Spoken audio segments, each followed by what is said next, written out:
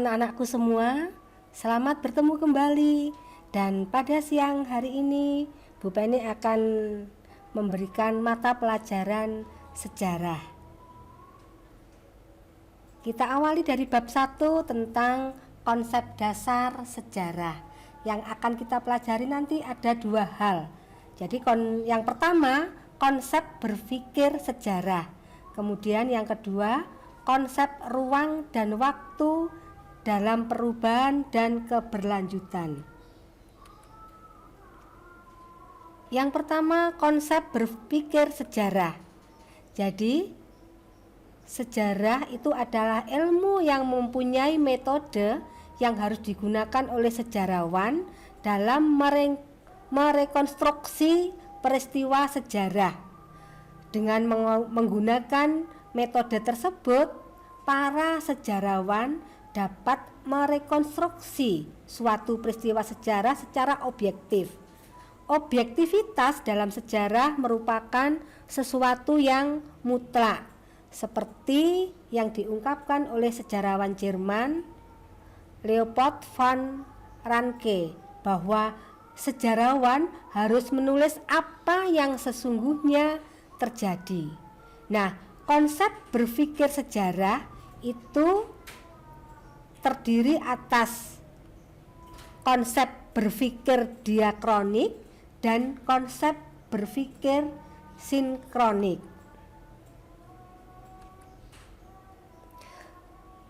Konsep berpikir diakronik itu adalah konsep berpikir dalam ilmu sejarah di mana dimensi waktu merupakan unsur penting.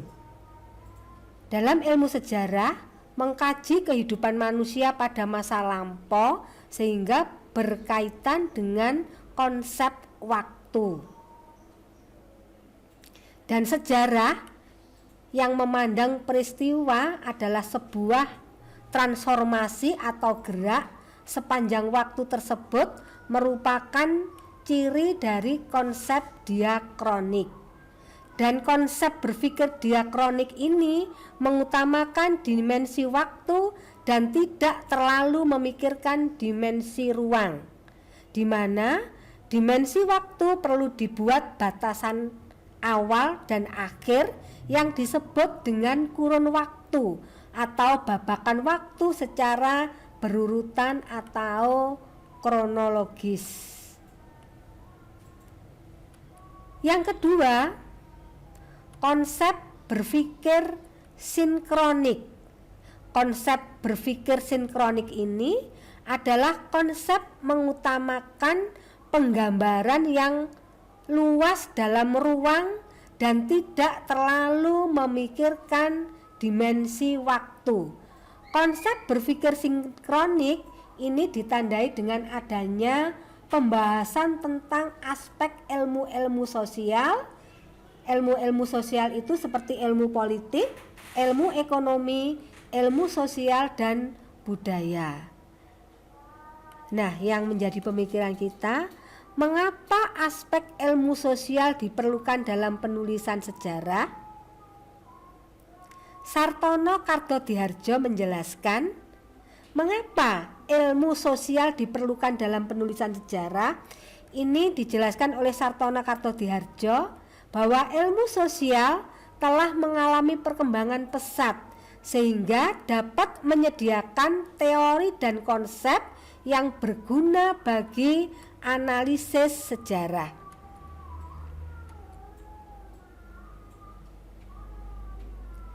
Selanjutnya, yang kedua yang kita pelajari adalah konsep ruang dan waktu dalam perubahan dan keberlanjutan.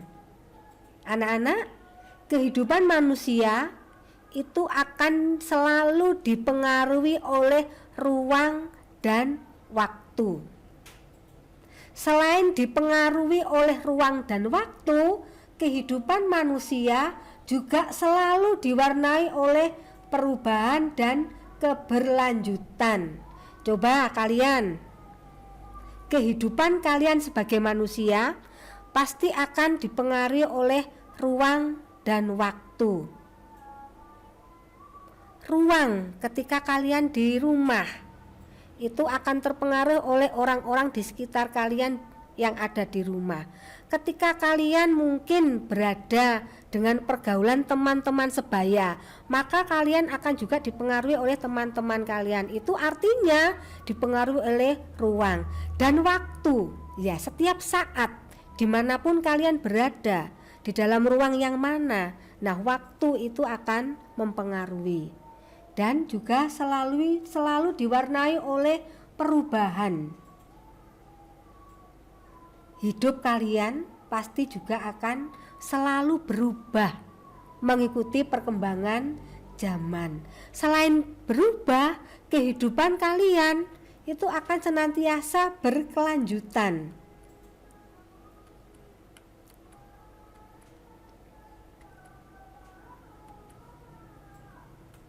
Nah, kehidupan manusia yang selalu dipengaruhi oleh ruang dan waktu juga diwarnai oleh tadi keberlanjutan.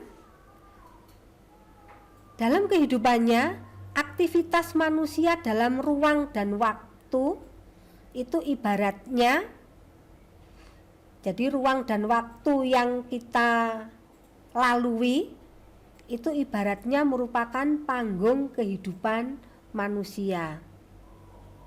Jadi panggung kehidupan manusia itu tadi dipengaruhi oleh konsep ruang dan waktu.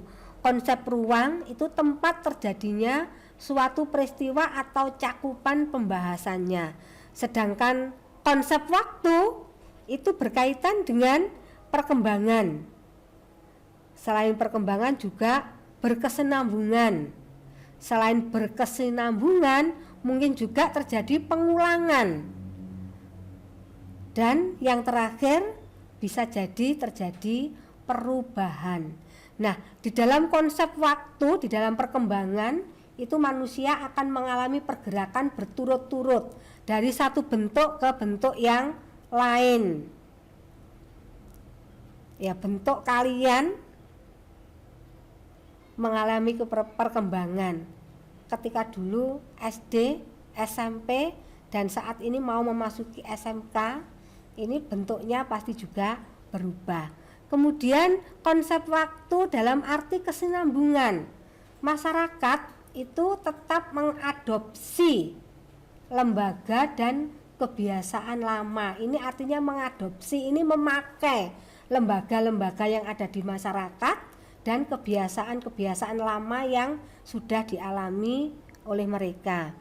Konsep waktu itu juga berkaitan dengan pengulangan.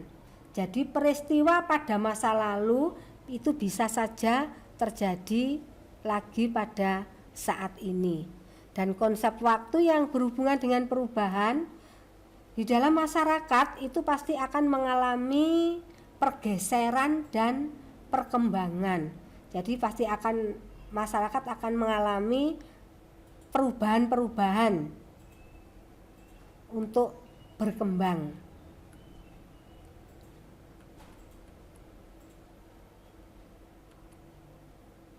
Nah, aktivitas manusia dalam perubahan dan keberlanjutan, jadi tadi aktivitas manusia akan diwarnai oleh perubahan dan keberlanjutan. Jadi perubahan itu merupakan ketidaksamaan suatu keadaan dengan keadaan lainnya dari waktu ke waktu. Itu namanya perubahan. Jadi keadaan yang tidak sama dari waktu ke waktu.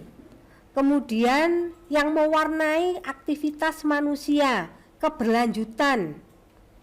Jadi keberlanjutan itu merupakan perwujudan dari proses perkembangan kehidupan masyarakat yang terus berlanjut meskipun situasi dan kondisi berubah.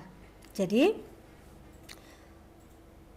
perwujudan kehidupan manusia itu pasti akan berkembang, berlanjut terus meskipun kondisi dan situasinya berubah.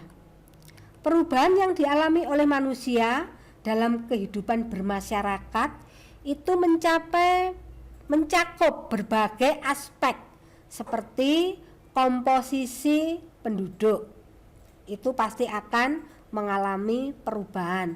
Kondisi lingkungan juga akan mengalami perubahan dari waktu ke waktu. Sistem hubungan sosial itu juga akan mengalami perubahan.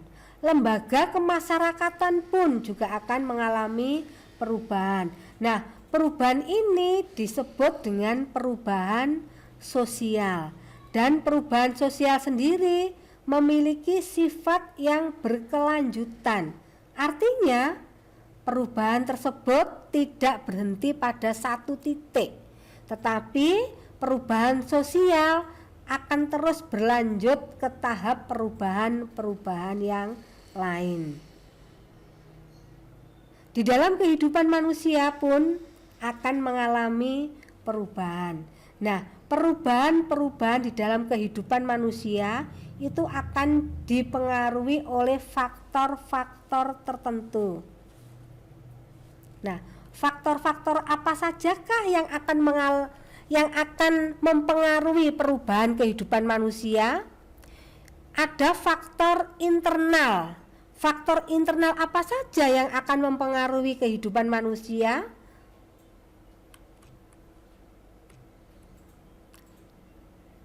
Jadi faktor-faktor yang mempengaruhi perubahan kehidupan manusia dalam faktor internal itu ada dinamika penduduk atau perubahan penduduk. Kemudian adanya penemuan-penemuan baru, adanya pertentangan dalam masyarakat dan pemberontakan atau revolusi. Itu faktor internal atau faktor dari dalam yang mempengaruhi perubahan masyarakat. Selanjutnya, faktor eksternal, faktor dari luar yang mempengaruhi perubahan masyarakat. Ada 3 hal faktor internal yang mempengaruhi perubahan masyarakat, yaitu ada lingkungan fisik, ada peperangan, dan ada pengaruh budaya asing. Selanjutnya, selain faktor internal dan faktor eksternal yang mengalami perubahan, juga ada faktor yang menghambat perubahan. Apa saja yang menghambat perubahan? Yaitu ada perkembangan ilmu pengetahuan akan menghambat adanya perubahan. Juga sikap tradisional masyarakat ini juga akan menghambat perubahan. Sikap tradisional yang bagaimana yang menghambat perubahan masyarakat? Misalnya tidak mau menerima penemuan-penemuan baru, itu juga akan menghambat sikap masyarakat yang demikian, akan menghambat perubahan. Yang ketiga yang menghambat perubahan adalah kepentingan yang tertanam kuat. Jadi karena adanya kepentingan tertentu, akhirnya masyarakat tidak mau berubah. Adanya hambatan ideologis, ini juga menjadi faktor penghambat perubahan dalam masyarakat. Dan yang terakhir, adat istiadat dan kebiasaan lama yang ada di masyarakat itu juga akan menjadikan faktor penghambat perubahan di dalam masyarakat. Anak-anak, itu tadi untuk materi sejarah pada kesempatan hari ini. Kita bertemu pada kesempatan yang lain. Ya. Kita akhiri dulu sampai di sini. Salam untuk keluarga dan jangan lupa selalu menjaga kesehatan, tetap semangat belajar di rumah. Tuhan memberkati kita semua. Amin.